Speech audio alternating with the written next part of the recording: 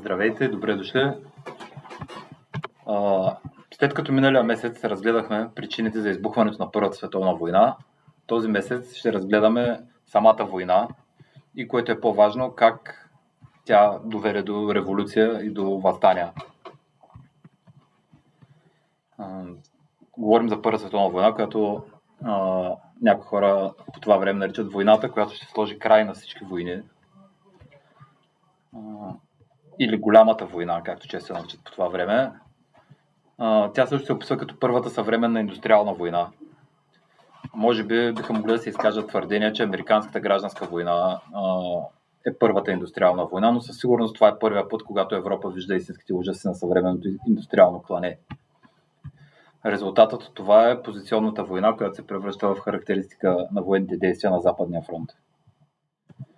Макар че през първата година на войната по целия континент цари огромен ентусиазъм, включително и сред така наречените социалисти, но също така има и такива, които се противопоставят на нея от самото начало. Социалистическите партии, това, което е интересно, е, че преди войната, десетилетия назад, всичките им конгреси, всички партии заявяват готовността си при избухване на голяма война, защото всички очакват голяма война в Европа. Всички социал-демократически партии, както се наричат по това време, заявяват твърдата си позиция да се противопоставят на войната и чрез тачки да предотвратят нейното избухване. Но в момента, в който избухва войната, почти всички големи западни социал-демократически партии се обявяват за войната и гласуват за военните кредити, което е кредит на включва забрана на стачки и впрягане на цялата работническа класа във войната и като участие в производството, и като участие като войници на фронта. Но с някои важни изключения, най-голямото от тях, болшевишката партия на Ленин по това време, тази част от руската социал-демокрация, Сръбската комунистическа партия, която по това време още не се нарича комунистическа, както и в България тесните социалисти. Това са единствените три партии, които от самото начало се противопоставят на войната. Дори сред анархистите по това време има подкрепа за войната. Например, Пьотър Кропоткин написва манифест, който призовава за подкрепа на Антантата в войната.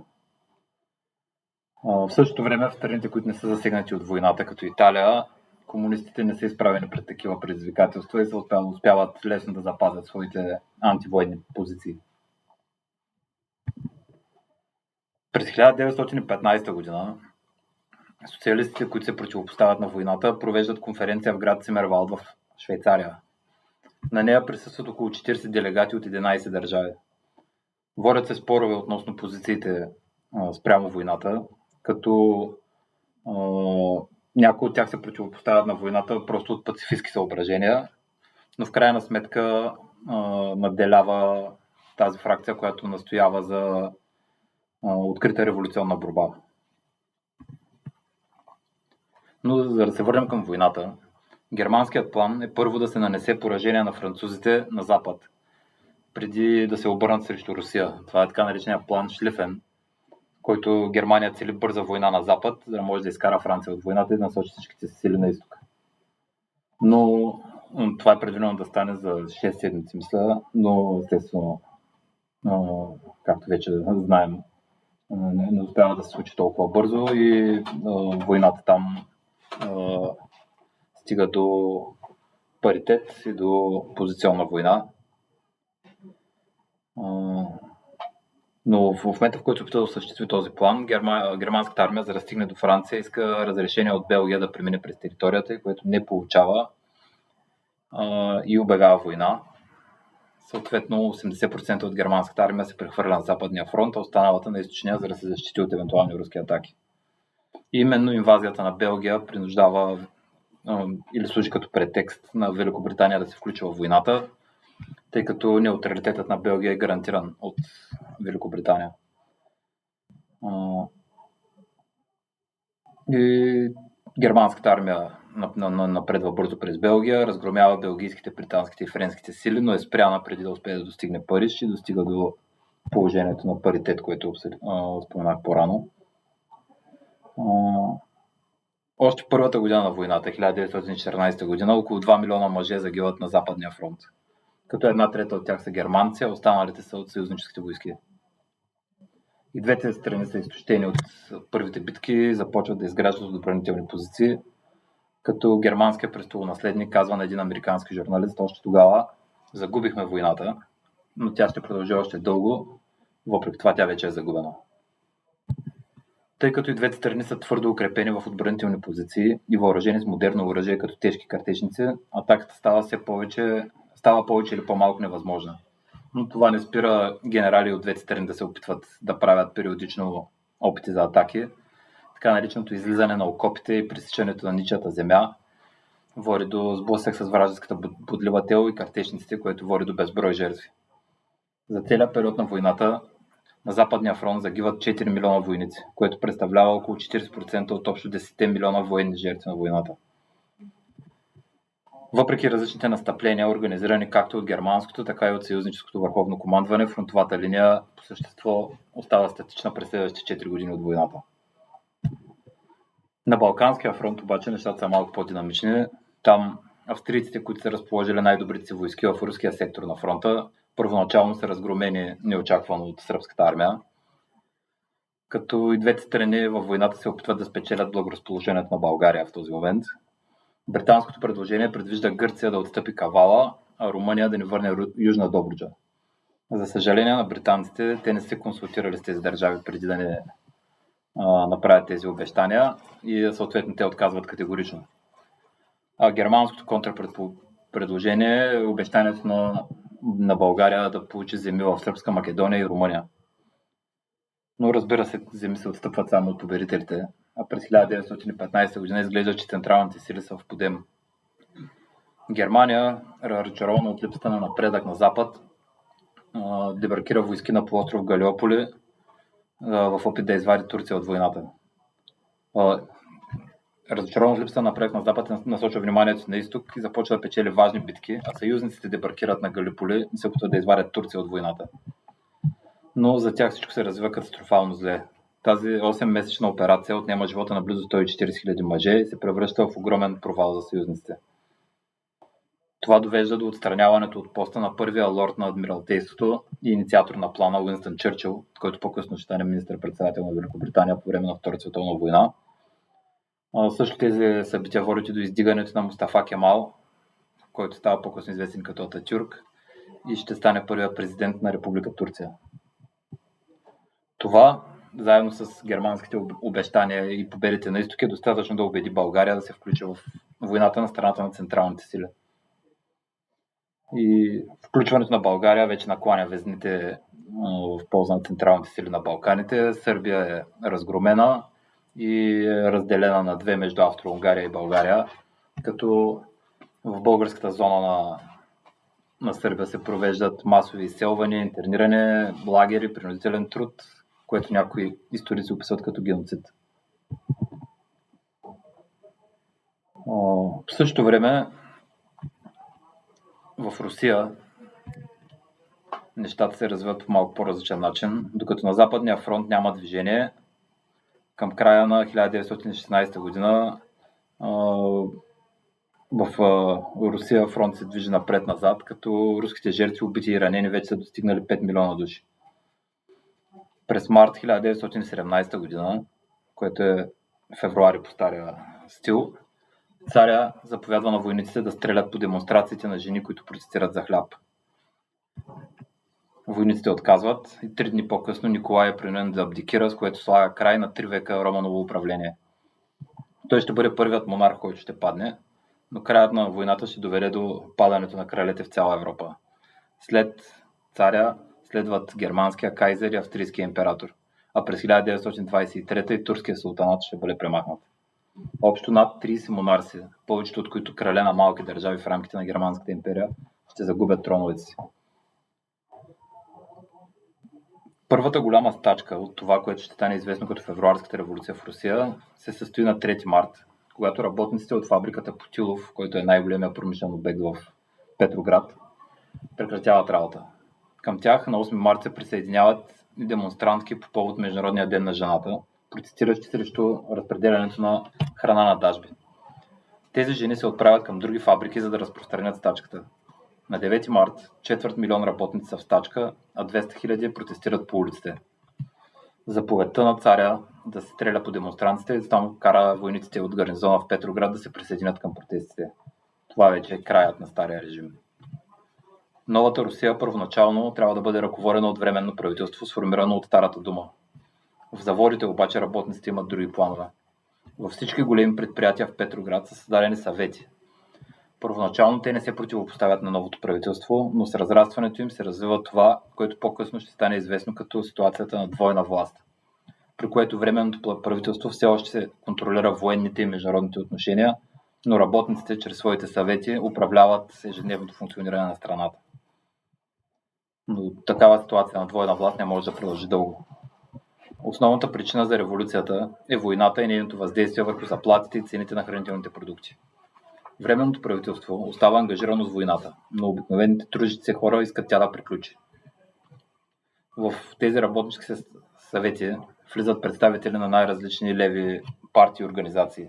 Социал-демократи, анархисти и есери, които са социал-революционерите. Една фракция от социал-демократите обаче, болшевиките, водени от Ленин, започват да набира популярност с простия лозунг «Мир, земя и хляб». Сблъсъците между правителството и съветите продължават през цялото лято, като най-значимите от тях се случват по време на юлските дни, когато 500 000 души излизат по улиците. Движението е смазано. Много от лидерите на болшевишката фракция са арестувани, а Ленин бяга преоблечен в Финландия. Това е само прелюдия към по-големия конфликт, който ще се състои през ноември. Така наречената Октомврийска революция, по стария календар отново, където събитията реално се случват на 7 ноември, при което Петроградския военен революционен комитет, който е орган на местния съвет, е натоварен с задачата да планира революционно сваляне на временното правителство. Революцията е насрочена така, че да съвпадне с втория Всеруски конгрес на съветите. Докато Червената гвардия поема контрола над ключовите правителствени сгради, Ленин излиза на трибуната на Конгреса, за да започне речта си с думите: „Сега ще пристъпим към изграждането на социалистическия ред. Работниците са на власт.“ Тук ще спрем нашата история за Руската революция, защото следващата лекция ще бъде фокусирана вече върху нейната същност и как се развива тя след като болшевиките вземат властта. Но ще прехвърлим за малко в Германия, където също предстои революция, която е пряко свързана с руската, тъй като последиците от революцията в Русия се разпространяват из Европа като горски пожар. Както видяхме в предишните лекции от тази поредица, революцията никога не се случва само в една страна и винаги има международен отзвук. Новото съветско правителство в Русия започва преговори с Германия за прекратяване на войната. То прави огромни териториални отстъпки на Германия, като осъзнава, че революцията скоро ще достигне Германия и тези отстъпки няма да имат никакво значение. Германската революция не закъснява и избухва през 1918 година. Първо на 3 ноември моряците във военноморския град Кил се разбунтуват и създават войнишки съвети. До 9 на ноември движението вече се е разпространило и в останалата част на страната, където работници и войници започват да създават съвети, а кайзерът е принуден да абдикира. Германската революция е започнала. Умерените социалисти в тази обстановка сформират ново правителство, като то поема държавната власт и започва програма на социални реформи, които предвиждат въвеждането на 8-часов работен ден, премахването на цензурата и предоставянето на право на глас на жените на предстоящите избори. Но по-радикалните социалисти искат да отидат още по-далече. На 1 януари 1919 те сформират Комунистическата партия на Германия. Няколко дни по-късно масова демонстрация в Берлин е потушена с изключителна жестокост. Уличните сблъсъци продължават дни наред, а след като приключват, лидерите на новата партия, Роза Люксембург и Карл Либнихт, са убити от десни банди, а телата им са изхвърлени в канала. Недоволството продължава в цяла Германия в продължение на месеци. През пролетта в някои от старите германски провинции Бавария, Бремен и Ворцбург съветите на работниците превземат властта. Но те също са жестоко потушени. Към август революцията вече се счита за приключила, въпреки че работническите въстания продължават през следващите 4 години. Въпреки че революцията се проваля, тя все пак слага край на войната. Новото германско правителство, съзнавайки, че всичко е приключило, незабавно започва мирни преговори. На 11 ноември 1918 то подписва примирие с съюзническите сили и войната приключва. Общият брой на загиналите войници и цивилни достига 22 милиона души. Войната е основната причина за разпространението на пандемията от испански грип, което води до още повече смъртни случаи. Общоприето е, че между 25 и 50 милиона души са загинали от тази болест, като някои историци оценяват броем дори на 100 милиона. Но войната е приключила. Отказът на работниците да продължават да умират е това, което най-накрая слага край на войната. Въпреки провала на германската революция, това е изключителното постижение на руските и германските работници. Краят на ужаса. Какви са последствията от това? Когато говорим за мир, това е доста условно понятие, тъй като на много места войната продължава или под формата на гражданска война, както в Русия, или във формата на, пак би го нарекал гражданска война и в Германия, което поне до идването на Хитлер на власт с определени възходи и падения продължава интензитета й. Но най-сериозна е тя в Русия. Русия се впуска в гражданска война, предизвикана от опитите на реакционерите да се възвърнат властта. Ще се спрем на това по-подробно в следващия епизод, но в цяла Европа витае духът на революцията. Навсякъде се създават комунистически партии. Съдбата на Европа виси на косъм. Вместо да изброяваме революциите, които избухват по това време една по една, може би е по-лесно да изброим страните, в които работниците не са направили опит да превземат властта по това време, тъй като списъкът е значително по-кратък. Като европейските държави, които не преживяват революционни сътресения, са единствено Югославия, Албания, Франция, Швейцария, Португалия и скандинавските. Във всички останали държави, като се почне с България, войнишкото въстание, Австро-Унгария, Виенските протести, Унгарската съветска република, Германия и всички останали.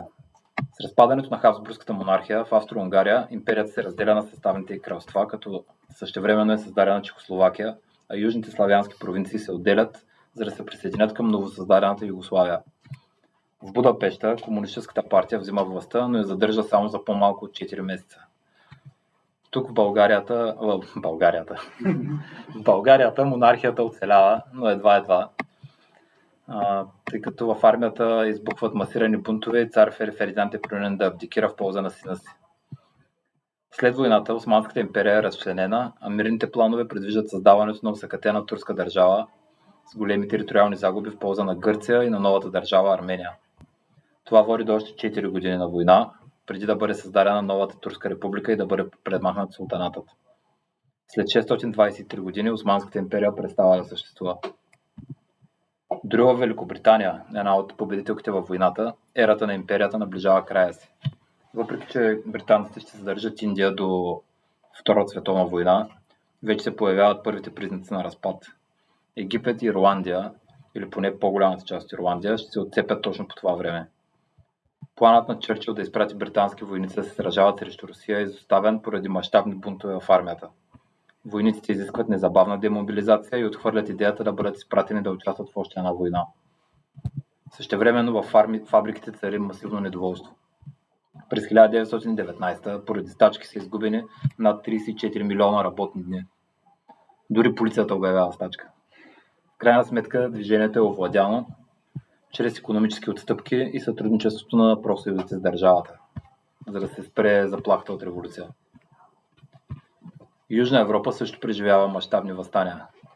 По време на Биеннио Росо, двете червени години, в големите индустриални градове на Италия са създадени фабрични съвети, подобно на руските съвети. А селяните предприемат самостоятелни действия и директно завземат земята на едрите земевладелци.